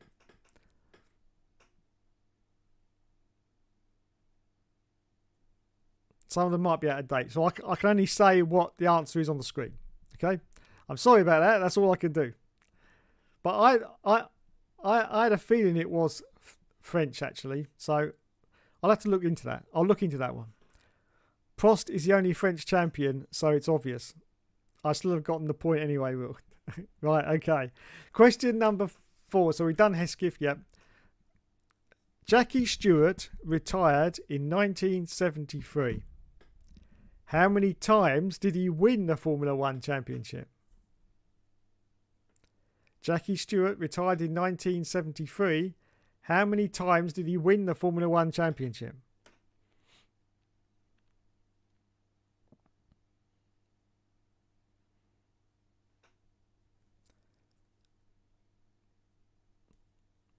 Bra's got it. Yes, it is 3. Yeah, I get you, Will, when you said about the French one. Yeah. I'll have to look into that one. As I say, some of the questions could be slightly out of date. Prost lost the win record in 2001. Wowzers. Well, I don't think they can be that out of date, surely. These questions. Because I don't think the internet was around then. So, I don't know. Anyway, I'll look into that one. Right, next question. Also concerns Jackie Stewart again. Jackie Stewart won how many points in the 1965 Drivers' Championship? How many points did he win in the 1965 Drivers' Championship?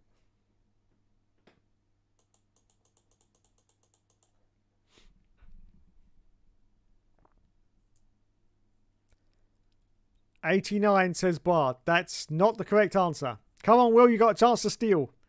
Jackie Stewart won how many points in the 1965 Drivers' Championship? 60 says Will. That is incorrect.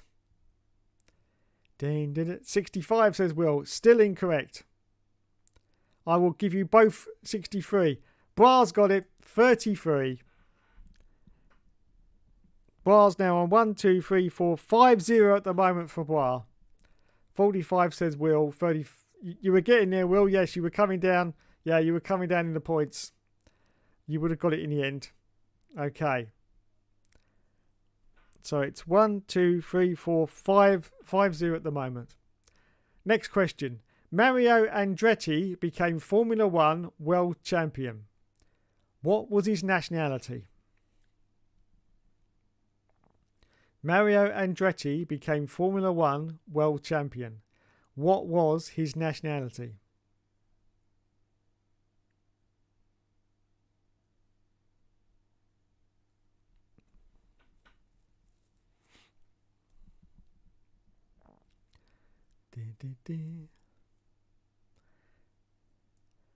American. That is correct for Bra. It is American. Now 1, 2, 3, 4, 5, 6, 0 to Will. Okay, everyone. Now you need to listen. Stop typing now, everyone. Stop typing. You need to listen. Nearly had you there, says Will. Okay, right, listen. For the next question, Bois got 1, 2, 3, 4, 5, 6, 0. For the next question, if Will answers this question right, he gets a bonus delay of 5 points. 5 points if you get this one right, Will, ahead of Bois. Okay? Are we ready?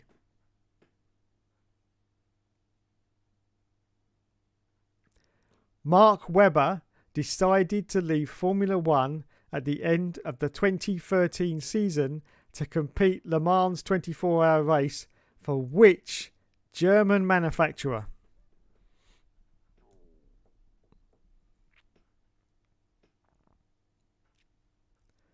Mark Webber decided to leave Formula One at the end of the 2013 season to compete Le Mans 24-hour race for which German manufacturer? It's worth 5 points to Will.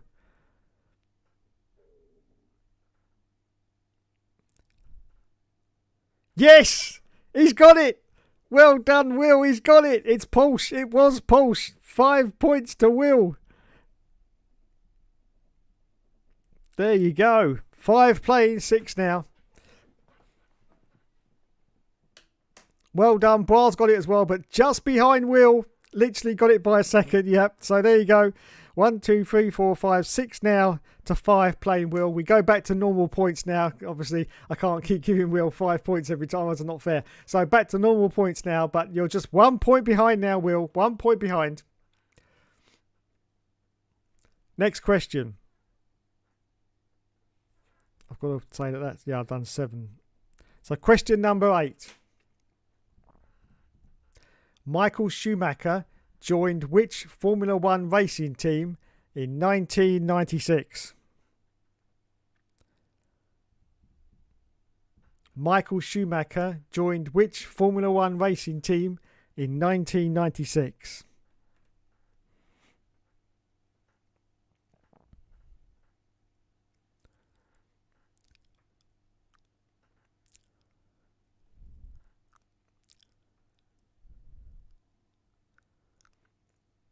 Ferrari, says Bar. That's incorrect. And incorrect for Will as well.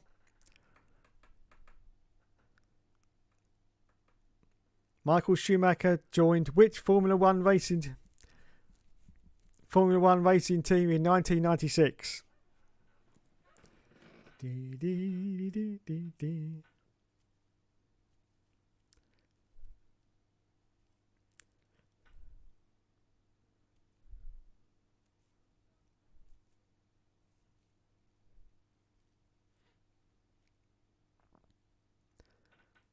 For 96, yes.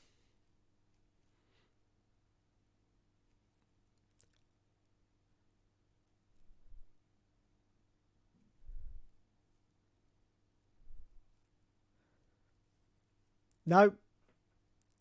None of it's right.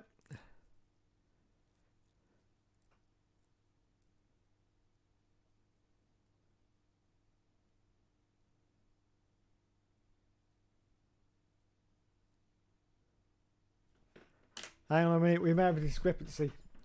I've got to look this one up because I know that's not correct. Stand by, everyone.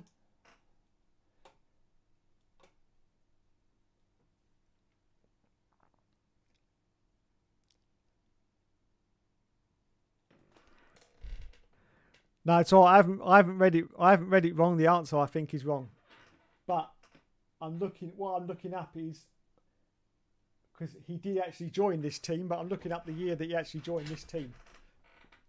1996, yes. He definitely went to Ferrari, obviously, because he was at Benetton. But that is not the answer I've got in front of me. But he did also join this team, but I'm looking up.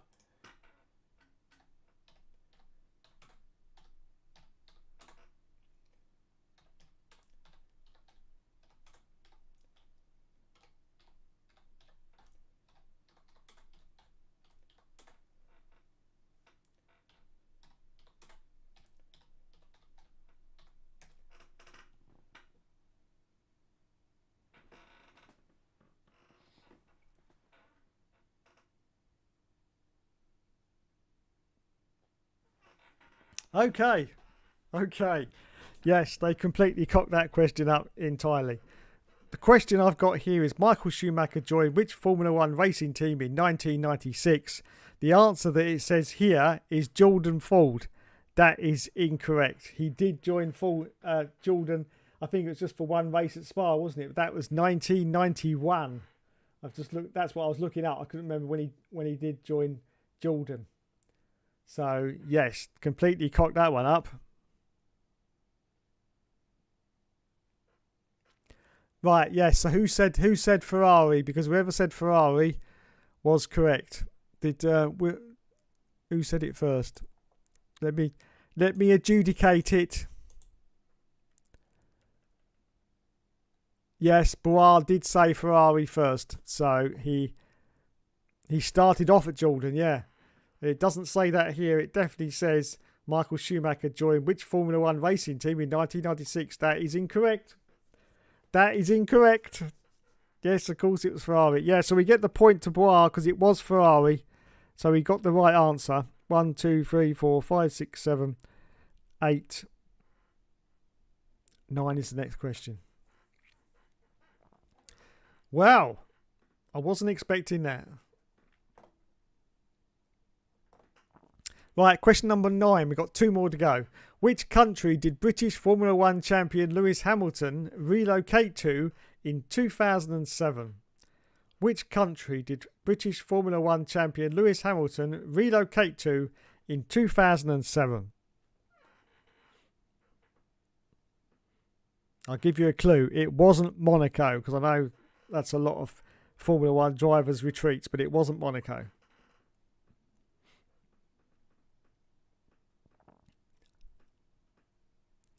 Thanks, Bar, but no, it wasn't Monaco. Switzerland. He's got it. Switzerland is the correct answer. So, last question. Last question. This is an easy one to finish off. What is Formula One driver Michael Schumacher's brother called? Anywhere without taxis, yeah. What is Formula One driver Michael Schumacher's brother called? Easy one to finish. Michael Schumacher's brother. To finish off the questions was... Oh, look at that. Will was literally half a millisecond behind Bois there.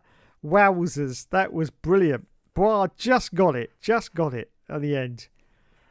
But well done to everyone for playing there despite the delay. Bois got 1, 2, 3, 4, 5, 6, 7, 8, 9 points in the end after that round. And Will has got 1, 2, 3, 4, 5 points to end the show. So well done once again to Bois. Bois took his time there. They just picked me again. Yeah, he did take his time there. Right, okay, let's finish off then with... I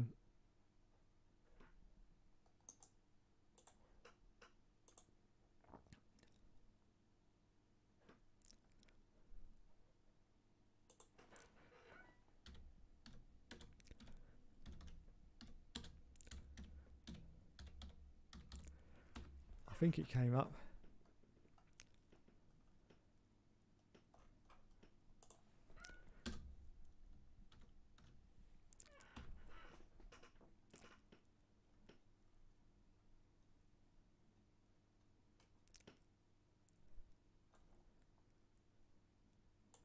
Yes, here it is. The new Google Pixel the Studio 8a. Delightful, Studio Liverpool powerful. one. That is. I haven't actually got the.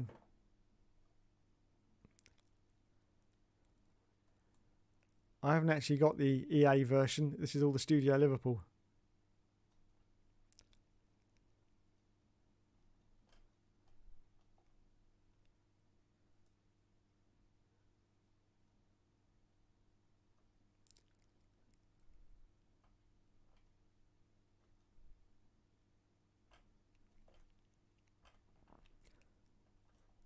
We've got one old trailer here. I don't know what this is.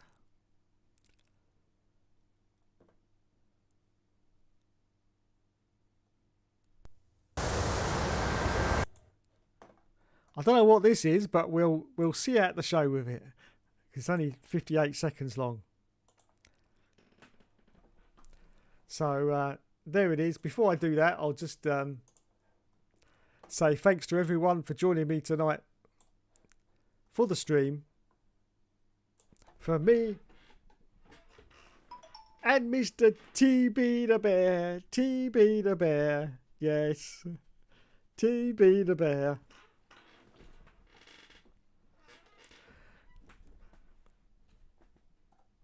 Time for you to rip into this review. If he doesn't get all 10, then he's failed. It's not delay, it's the fact you're on the internet. Just review the 2002 version instead.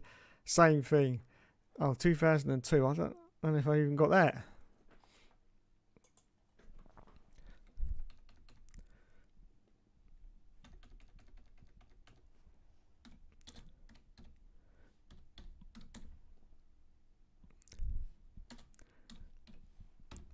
Very difficult to type when you've got a big microphone stuck in front of you. Oh, here we go. 2002 game trailer.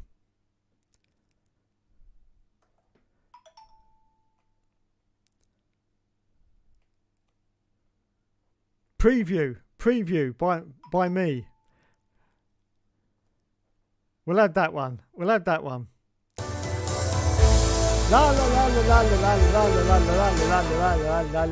la la la la la la la. The RHS presents the greatest show in... Right, we'll add that one. There you go. Right. You've definitely got that one on your channel. Yeah, I've got a preview of it on there. Right, okay. So I'd just like to say thanks everyone for watching tonight. You have been awesome as always. Thanks to everyone in the chat as always. We've got Bra in there. Will F1 was in there as well, just scrolling up the chat to make sure I don't miss anyone at all. Let's have a look. Mr. Plynal Plessy was in there as well. Thank you, sir, for joining me tonight. It won't let me scroll back up. There it goes. Eric Benz was in there as well. Thank you, Eric. Plynal Plessy. Helium Trophy. Thank you, sir.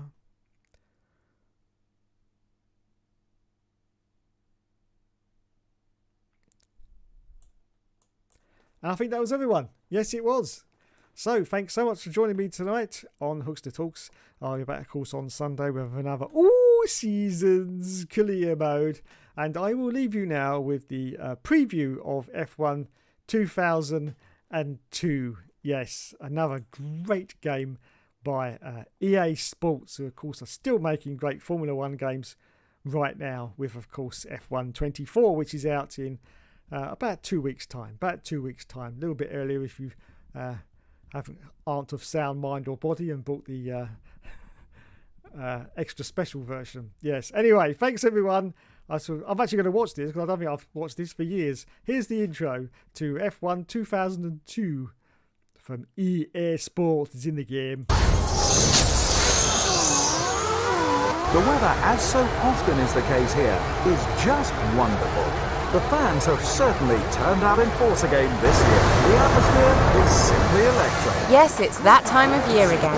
It's time for the latest EA installment F1 2002. Steady now.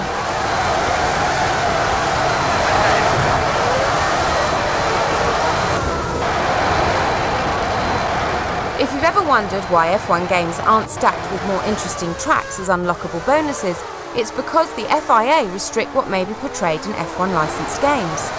So what we're left with is the gradual update of the basic game concept and anything else that can be crammed in without upsetting the suits. Hence, fundamentally, F1 2002 is very similar to F1 2001, but there are a few changes worth noting.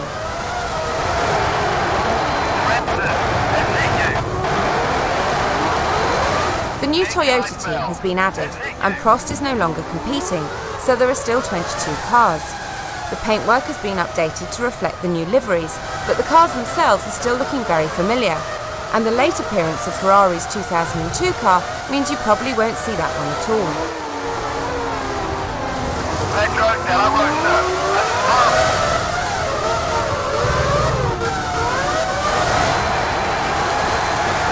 While the tracks remain essentially the same as ever, the graphics and effects have improved greatly. with some attractive sun flare and light bloom on the road, and the light effects on dirty tyres are stunning.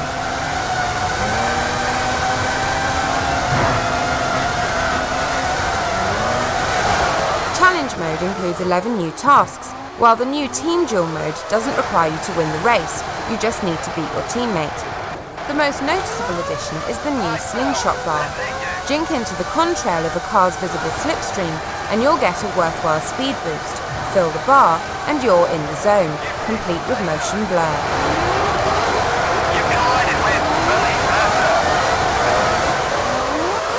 You can also earn the new EA Sports cards if you want to unlock anything.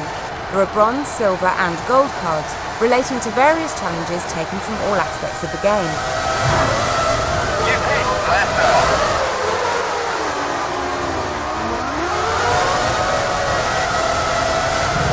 So there's plenty of potential here, but it would be a shame for it all to go to waste if the handling doesn't improve before it's released.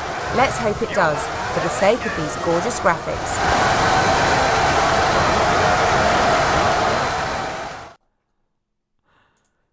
Fantastic. Thanks everyone and good night.